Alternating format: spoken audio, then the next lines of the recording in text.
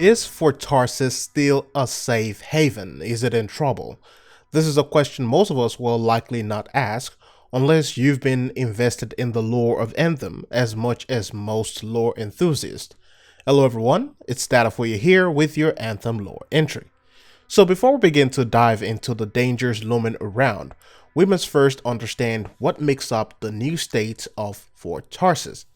The fort, as we know right now, is a place that was built as a refuge and named after the legendary general. We have access to the main areas, but the rest of the place where most of the residents live is still fairly hidden from us, at least inaccessible to us. So the fort that we know right now is not what it was decades ago, at least centuries ago.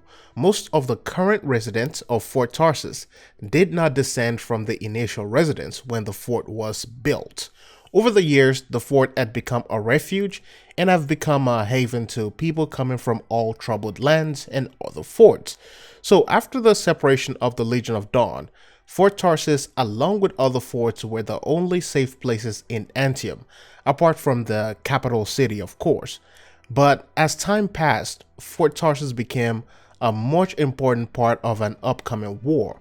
Within the 500 years after Tarsis' death, there had been several establishments that were created, but a lot of them did not survive. Some failed due to beast attacks, and some are due to lack of resources or medical attention. And that is one of the things that we also saw when it comes to Fort Tarsis. So, the latest one is going to be the town of Freemark and the town of Shadowmark. Freemark was destroyed because it houses an ancient relic known as the Cenotaph, and because of the power that this relic possessed, the Dominion invaded and caused the doom of the fort, creating the Heart of Rage, as a lot of us already know. It was a cataclysmic event, something close to what we will call a nuclear explosion in our time. The emission of geological changes in that zone also made it unbearable for residents of other towns and small forts. So even if you weren't from Freemark, but you were at least a little bit closer to Freemark, you had to leave or you will die. The town of Shadowmark is an example of that. It's just miles away from Freemark, and it was also evacuated. The cataclysm at the Heart of Rage didn't just cause anomalies for Shadowmark, it also spawned titans, and all those places had to evacuate. The chronicler record from Shadowmark even detailed that the place is rapidly sinking. The Shadow Lock had been breached, and there are even titans coming towards that location. 20 striders were sent into that place from Anthem.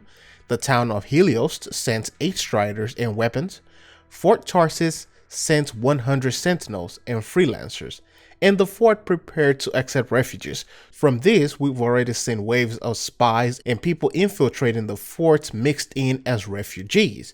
And the fact that the fort is also taking in a percentage of a lot of people puts a target on the fort. 100 sentinels sent in didn't mean that 100 sentinels returned. So we're also looking at a deficit right there. The result also led to a much bigger problem. The Orgot are still approaching and the fort is short-handed. The fort is short of sentinels and also short of freelancers.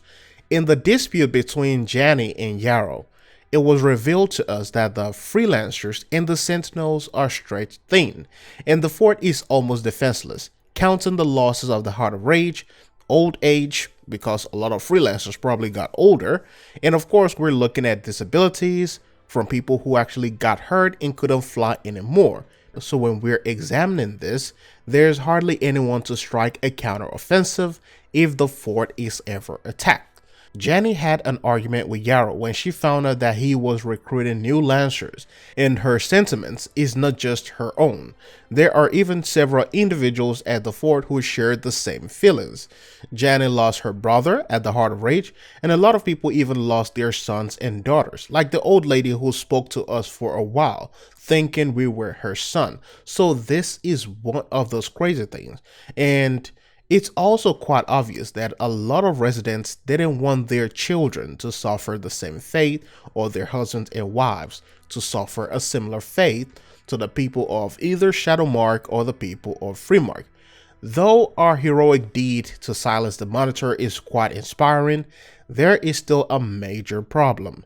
No one wants to become a freelancer after these losses. The growing population of the fort also means the freelancers and sentinels now have more people to protect, and when those numbers increase, that means you need to have more sentinels and more freelancers. And while it's also easy to look at the sentinels or Grandmaster Adams as a beacon of hope, all orders for the sentinels come from the major city of Anthem. It comes from a royal decree. So if a message came from Emperor Valus saying that all sentinels should pull out of Fort Tarsis, the fort will be at a much bigger danger. So far, the sentinels cannot be trusted in this situation, and the freelancers are also depleted in number. So is Fort Tarsis in trouble? Is it a safe haven at this point? Well, it is in trouble, and it is not a safe haven so far. And if not prepared, they could suffer a fate worse than Freemark because they have become a bigger target. You have the Scar on one side, you have the Dominion, and of course you have the Orgot, which are just looming around the corner. So let me know what other lore topics that you would like to be covered.